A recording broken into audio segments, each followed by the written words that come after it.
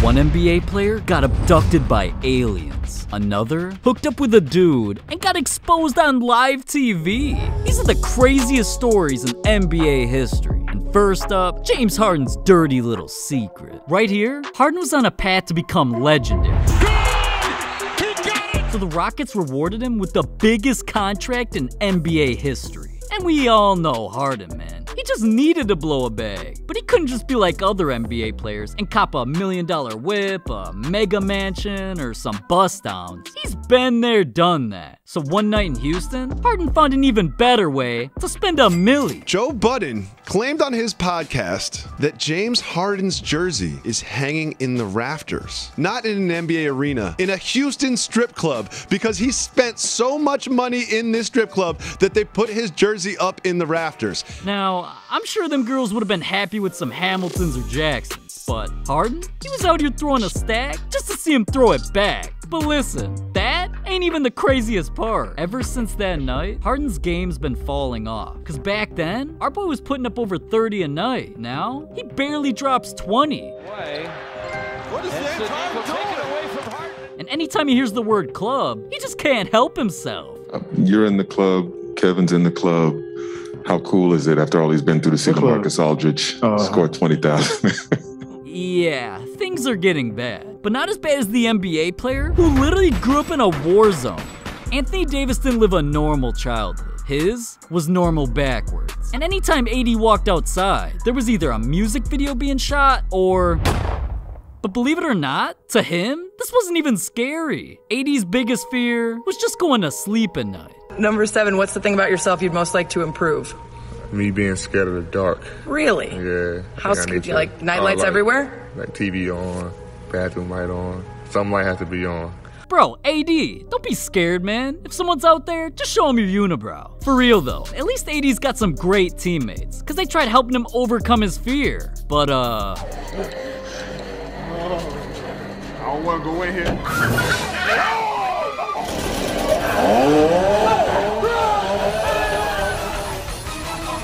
Yo, AD, quit being a bitch. LeBron's got your back, man. He's been saving lives. A few weeks after his loss, the King wanted to take his mind off choking another NBA Finals. So he hit up his boys for a vacation, because all he could think about was, why the hell would I spend my summer in Cleveland? So it was a no-brainer. The boys were heading to the Bahamas. And right when the boys touched down, they felt LeBron's pain, man, so they let him choose the first activity. And we all know my boy. Of course he was about to get a little crazy drinking wine. But not long after, they decided to do something no other NBA players had the balls to do. Cop some jet skis? Nah.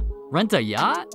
Nah. See, our boy Melo, he was trying to go yellow, and he convinced the squad to snag a banana boat. Big mistake. The gang cruised out to the middle of the ocean, and life was good. But where was Melo?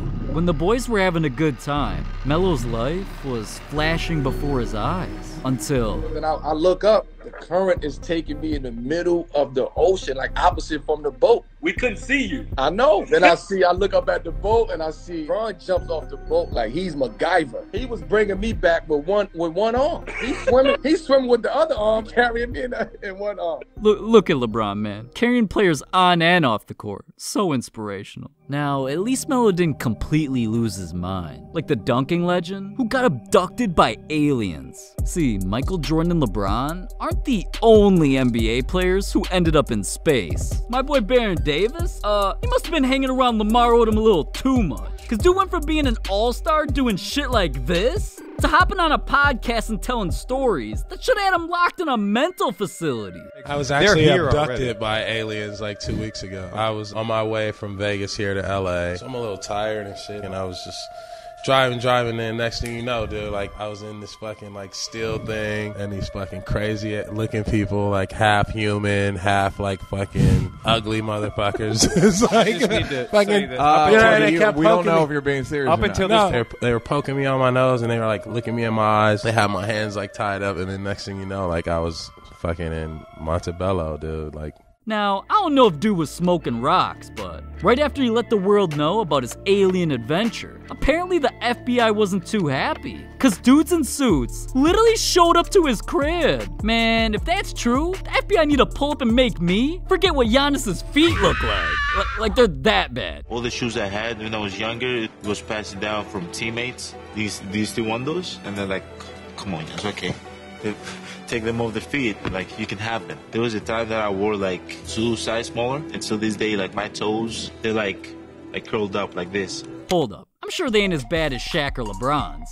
Wait, what the f is that? God damn, man, gonna give me nightmares. Just like the NBA players who dealt with the Oklahoma City Thunder curse. Cause lately my source has been telling me about the NBA's biggest cover-up. And when I heard that dozens of players became victims, I just had to investigate. So I pulled up, cause we ain't talking about a hotel like this. We're talking about one like this. Yeah, the story of this NBA curse started during the early 1900s. And at the time, hotel owner William B. Skirvin had a maid named Billy. Now, I'm not gonna get into specifics, but the two did something inappropriate, and she started blackmail. So one night, he met up with Billy at the top of his building to try and reach a civilized understanding. But after a heated argument, Skirvin literally locked her in the room and refused to let any guest stay on the hotel's 10th floor. And once she realized help wasn't coming anytime soon, eventually, she just threw herself out the window. And even though she jumped, she never really left. Cause nowadays, whenever NBA teams are scheduled to play in OKC, the NBA always books someone to stay at this hotel. But every player who stays here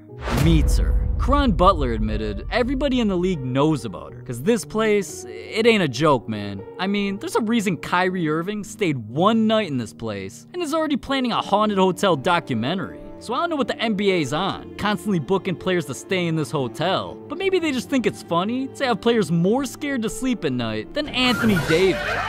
But speaking of OKC, let's lighten the mood a bit and take things back to the time an NBA player got pranked so bad, he had to be held back from beating his teammates' ass. Back in 2011, the Thunder were ahead of their time, man, because they were trying to build a dynasty. Kevin Durant was on top of the world. Russell Westbrook was on this team for 2 years and hadn't missed a single game. And James Harden, well, our boy had potential to become a star, but he was OKC's 6th man, and it was hard for him to fit in that role. So later that year, the Thunder looked to bring in another guard to help Harden in the second unit's backcourt. And who better to bring in than Nate Robinson? But didn't take long for him to create chaos. See, this dude, he's a troll, man. There's a reason his time in OKC only lasted 4 games. 4! It's all cause he did my boy Harden dirty, man. I remember one time James got so mad. We had Nate Robinson on the team. We all at practice. We wondering when Nate at. Nate runs into James' car, drive his car all the way around the corner, park it at the car wash. Ain't tell nobody. He taking pictures like